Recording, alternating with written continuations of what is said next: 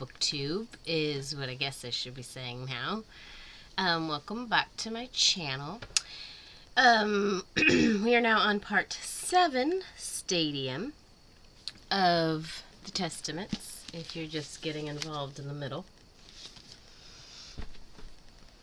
Alright, let's get into it. For being considered God's kingdom on earth, Gilead was sure having trouble retaining their citizens, especially the handmaids. Duh. Who wants to be a forced surrogate and forced in an animalistic way to get pregnant in the first place? When people are treated like chattel, why would you expect them to want to stick around? I think is a fairly good question to ask people. In this part, we learn where Aunt Lydia comes from.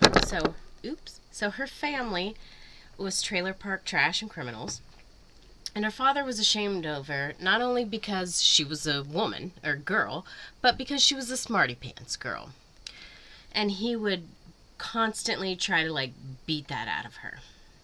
But he got his. And I quote, "He got his throat cut before the triumph of Gilead, or I would have arranged to have it done for him."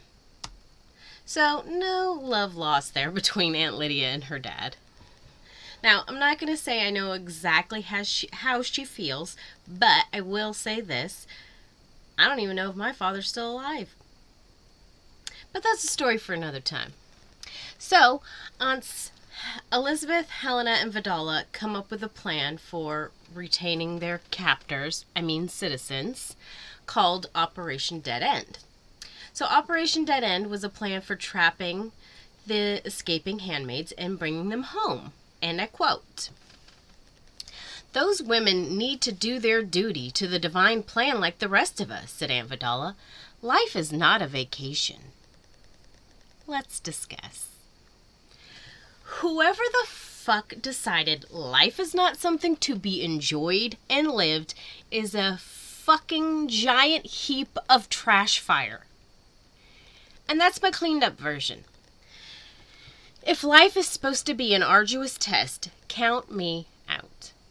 Life is sometimes shitty and stressful by itself, without people holding each other down and forcing bullshit stipulations on how other people should be living their own lives.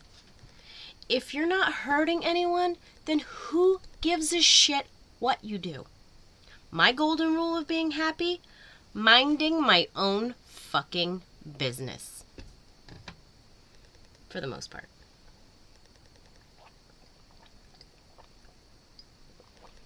So anyway, their little Operation Dead End produced a few suspected links in the underground female road, and Aunt Lydia told them they could take a little credit for that, privately, of course, but that Commander Judd was, of course, going to get the real credit.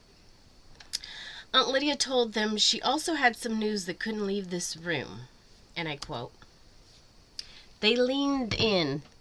We all love a secret." Aunt Lydia then proceeded to tell them about the Mayday operatives, Neil and Melanie, that were erased by our agents. But that there was a casualty, Aunt Adriana. And when they asked what happened to her, Aunt Lydia just tells them they're just waiting for more information. She also informs them that someone in Gilead must be feeding Mayday information. And I quote, "Who would do that?" said Aunt Vidala. "It's apostasy." "The eyes are trying to find out," I said. "So if you notice anything suspicious, anything by anyone, even anyone here at Ardua Hall, let me know." There was a pause while they looked at one another. Anyone at Ardua Hall included the three of them.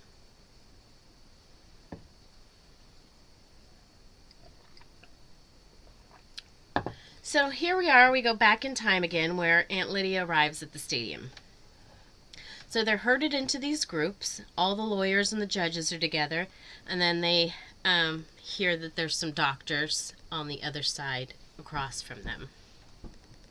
So everyone here seems to be middle-aged and what seems to be jobs that require like a master's degree.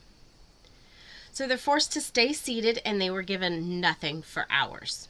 So in the meantime, Aunt Lydia passes the time by berating herself. Defender of our rights, and now sitting in the stadium like a prisoner while a coup was going down. And I quote, any forced change of leadership is always followed by a move to crush the opposition. The opposition is led by the educated, so the educated are the first eliminated.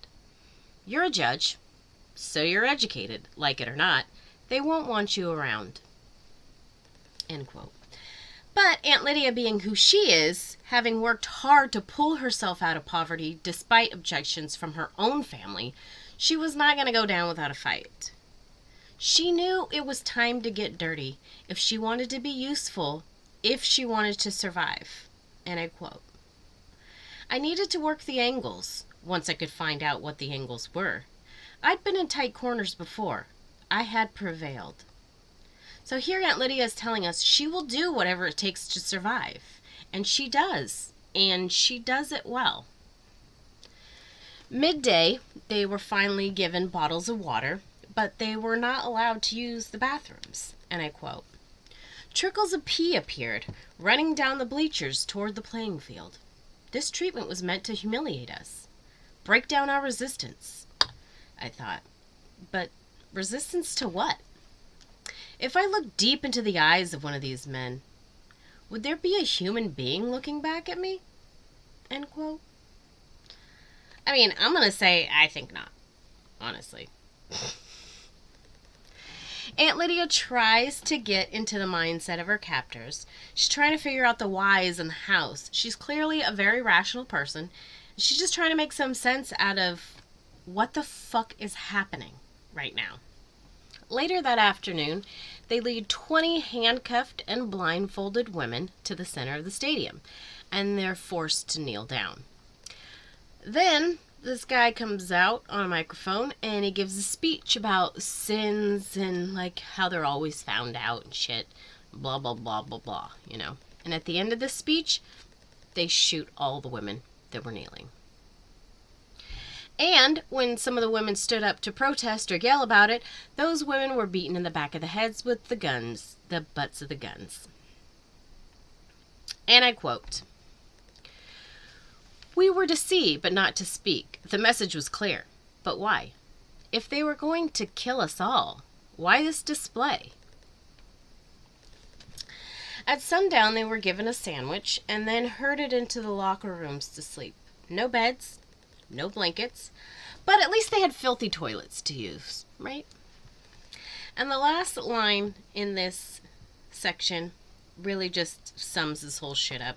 And I quote, mercy was a quality that did not operate in that place. And that's the end of part 7, Stadium. But wait, don't worry, it gets worse. But not for a while. Next up will be part 8, Carnarvon. I can't say this one. Carnarvon. Which will be about Daisy. And it's short too, but not as short as this one was. I know I didn't do a lot of let's discusses here, but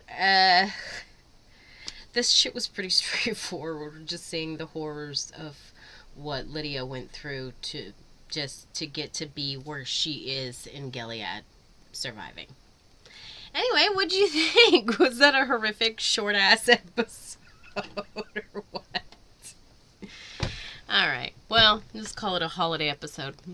Thanks for watching, and I will see you in the next video. And as always, make good choices.